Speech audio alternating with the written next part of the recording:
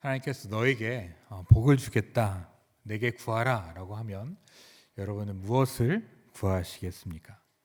여러 가지 국가를 위한 그런 기도의 제목을 구할 수도 있겠고, 또 물질을 구할 수도 있을 것 같고, 또 건강을 구할 수도 있을 것 같습니다. 열왕기서 3장에 보면 하나님께서 솔로몬에게 물으시죠.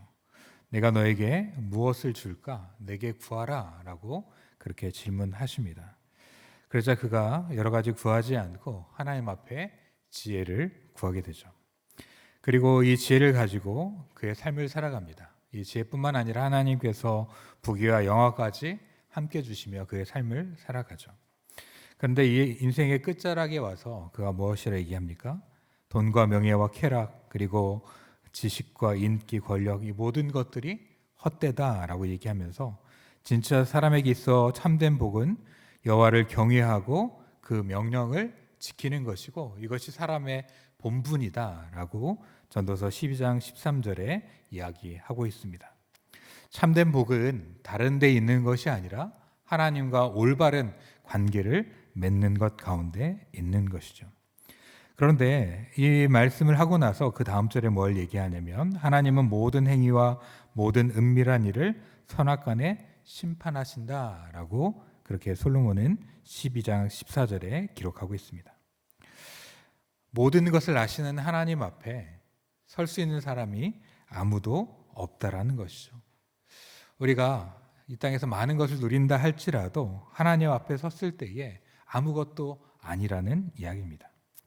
다윗은 그래서 시편 32편에 이렇게 말합니다. 허물의 사함을 받고 자신의 죄가 가려진 자는 복이 있도다. 마음에 간사함이 없고 여호와께 정죄를 당치 아니하는 자는 복이 있다라고 그렇게 시편 32편에 기록하고 있는 것이죠. 그런데 참 감사한 것은 하나님께서 이러한 복을 우리 가운데 주셨다는 것입니다. 그리고 또한 이러한 복을 누릴 수 있는 그런 방법을 우리 가운데 말씀해 주셨다는 것이죠. 오늘 본문 24절과 25절의 말씀을 봤지만 하나님께서 우리에게 어떠한 복을 주셨는가에 대해서 19절부터 21절까지 기록하고 있는데 바로 그것에 우리가 가질 수 있는 그 복의 근거는 다른 바 어느 누구도 아니고 예수 그리스도가 우리의 복의 근거가 되신다라고 말씀해 주고 있습니다. 19절에 보면 그러므로 형제들아 우리가 예수의 피를 힘입어 성소에 들어갈 담력을 얻었다라고 말하고 있는 것이죠. 이 성소는 하나님이 임재하시는 곳, 하나님이 계신 거룩한 장소입니다. 20절의 휘장이라는 말을 들어볼 때 이 성소는 하나님의 지성소를 가리키는 것이죠. 이 지성소는 아무나 들어갈 수 없었습니다. 대제사장만이 그리고 특정한 시간 안에 특정한 조건 안에 이곳에 들어갈 수 있는 것이죠. 그런데 이곳에 잘못 들어갔다가는 그 대제사장도 죽임을 당하고 말게 되는 것입니다. 그런데 그 대제사장이 들어갈 수 있는 그 성소에 들어갈 수 있는 담력을 우리 가운데 주셨다라고 말하고 있습니다.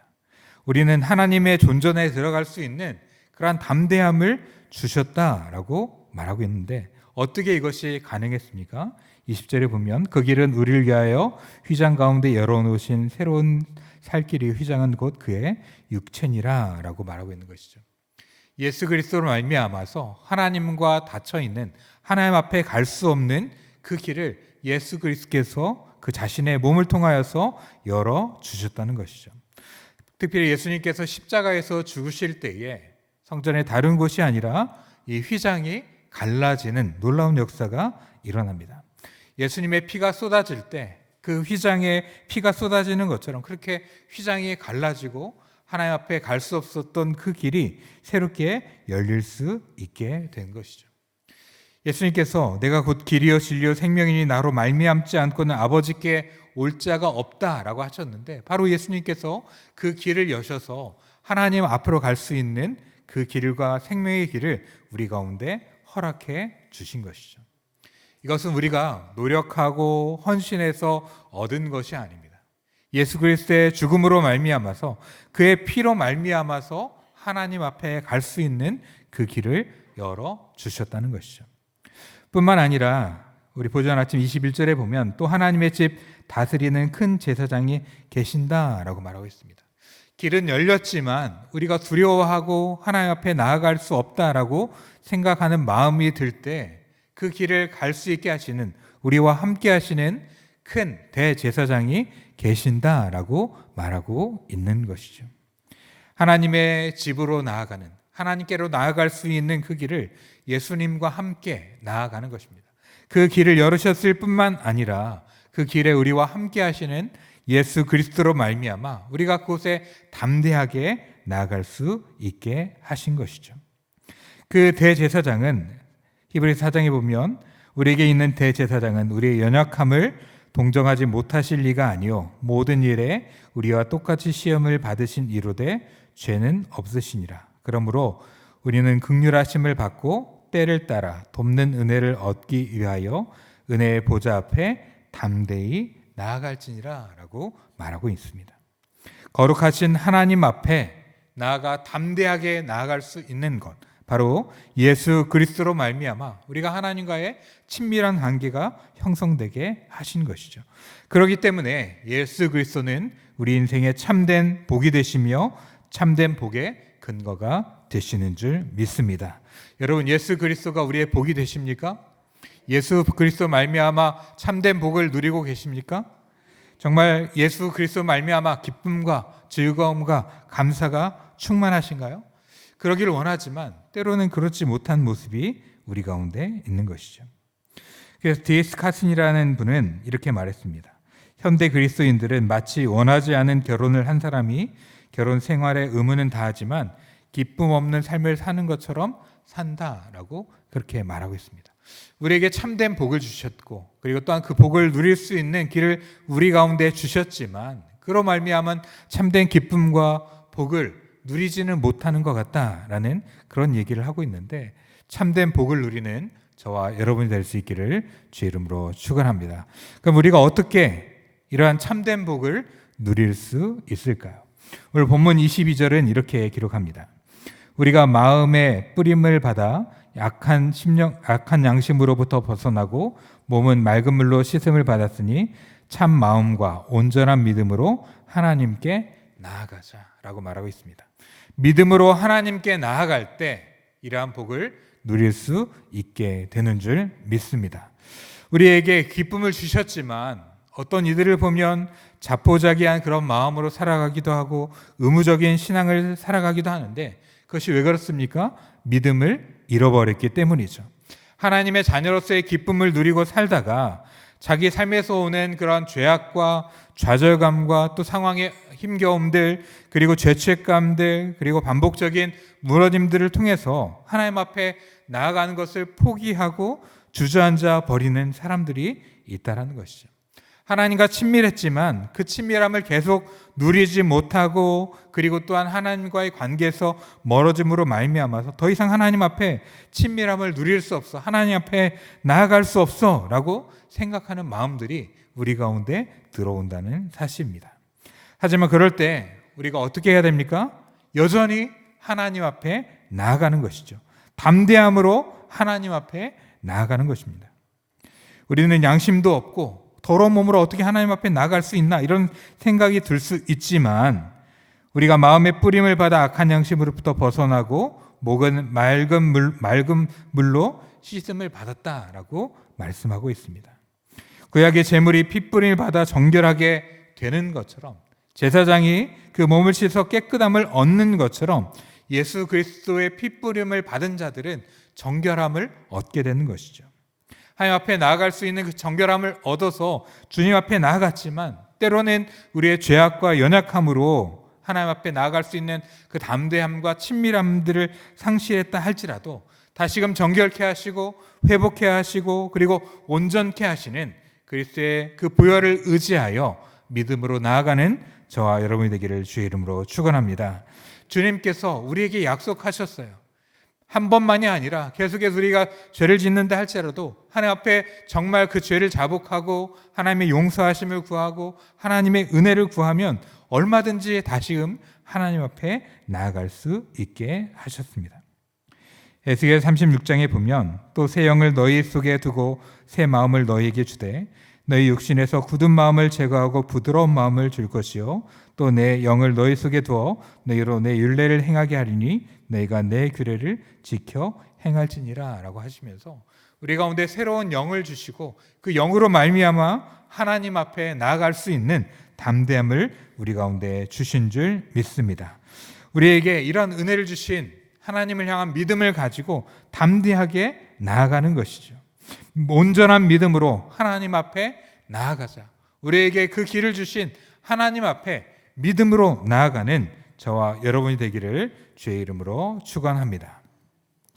우리가 넘어지고 또 상처받고 실수하고 유혹당하고 죄를 범하고 실망하고 좌절할 수 있지만 우리가 이 믿음을 잃지 않고 하나님을 의지한다면 얼마든지 담대하게 나갈 수 있는 것이죠.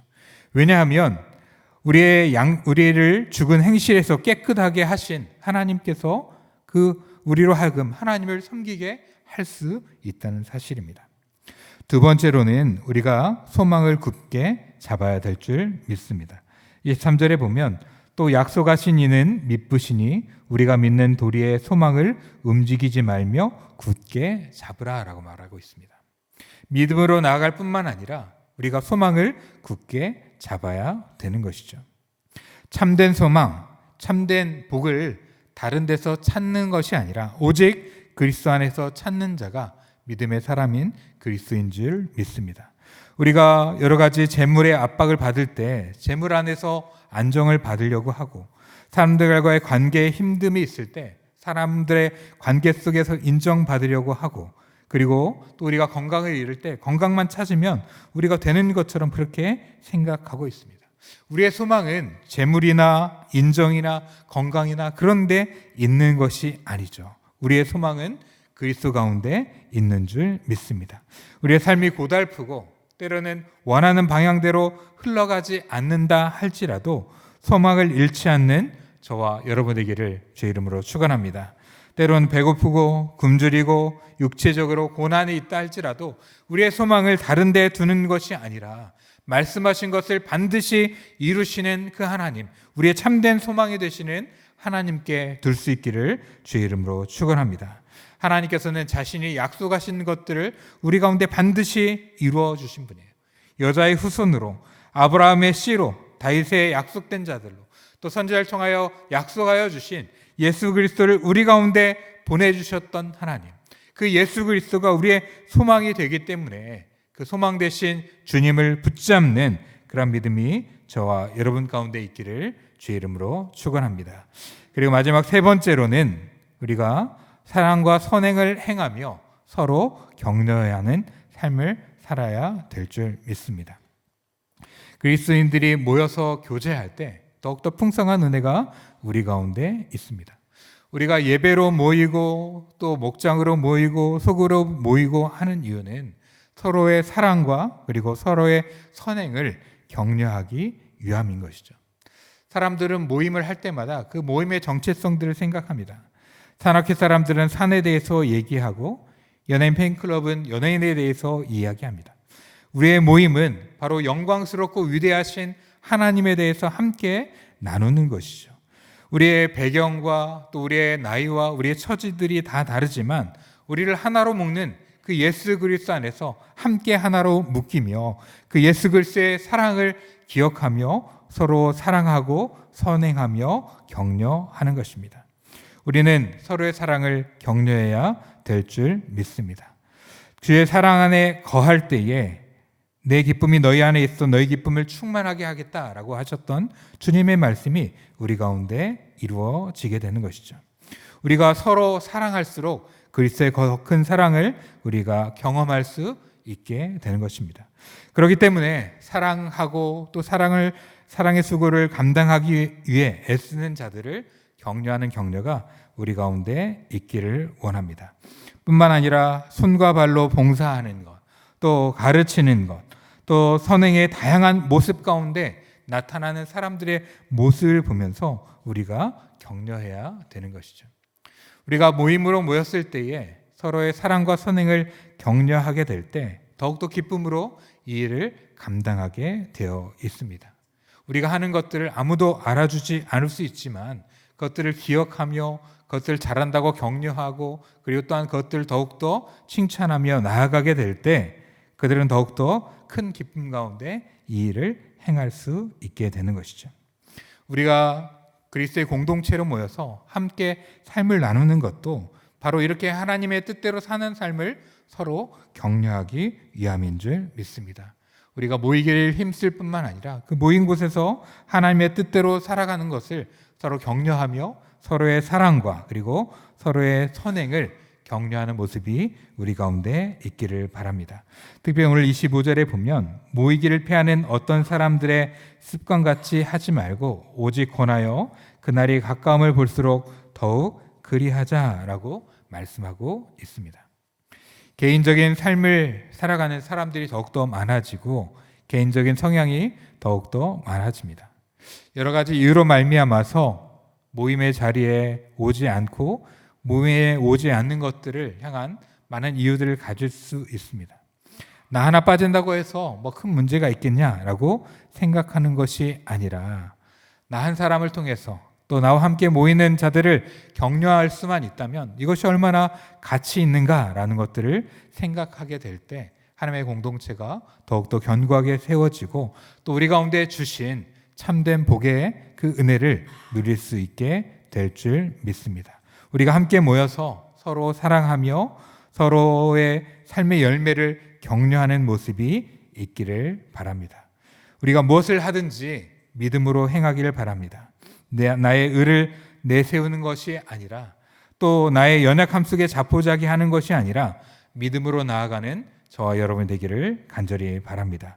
뿐만 아니라 우리의 소망을 다른 데 가운데 두지 않고 오직 하나님께 우리의 소망을 두고 살아가는 삶이 저와 여러분 가운데 있기를 바랍니다. 그리고 마지막으로 사랑과 선행을 서로 격려하며 하나님 나라를 위해서 그 기쁨을 누리며 서로 사랑하며 살아가는 것, 이것이 바로 하나님께서 예수 그리스도 안에서 우리에게 주신 그 소망의 기쁨들, 복을 누리는 그런 방법들인 줄 믿습니다. 이제 조금 있으면 목장이 개강하게 될 것입니다. 우리가 겨울방학의 시간을 보내고 목장이 개강하게 될 텐데 그 날들을 소망하고 잘 준비하여서 서로 격려하며 사랑으로 행하는 공동체의 삶을 살아가는 저와 여러분이 될 수 있기를 주의 이름으로 축원합니다. 같이 기도하겠습니다. 사랑과 은혜의 하나님 아버지, 예수 그리스도로 말미암아 우리 가운데 참된 복을 주신 줄 믿습니다. 하나님, 그 복을 누리며 살아가는 하나님의 귀한 백성들이 되게 하여 주시옵소서. 믿음으로 하나님 앞에 담대하게 나아가게 하여 주시옵소서. 우리 연약함과 부족함이 있다 할지라도 담대하게 나아갈 수 있는 예수 그리스도를 의지하여 하나님 앞에 담대하게 나아가 하나님의 복을 누리는 믿음의 사람들이 되기를 원합니다. 또한 우리의 소망을 다른 데에 두지 않고 오직 하나님께 둠으로 말미암아 살아가는 하나님의 귀한 백성들이 되게 하여 주시옵소서. 또한 우리가 모일 때마다 사랑과 선행을 서로 격려하며 하나님의 나라를 위하여 한 공동체로서 나아가며 하나님 주신 은혜와 복을 누리는 하나님의 귀한 백성들이 다 될 수 있도록 우리 하나님 인도하여 주시옵소서. 격려가 많이 사라진 시대입니다. 자기의 삶 안에 집중하며 살아가는 시대입니다. 하나님 함께 모인 귀한 동역자들, 공동체들 귀하게 여기게 하시고 서로 격려하며 하나님의 나라를 이루어 나가는 우리 거열 제1교회가 될 수 있도록 주님 은혜 내려 주시옵소서. 거룩하신 예수님의 이름으로 간절히 기도합니다. 아멘.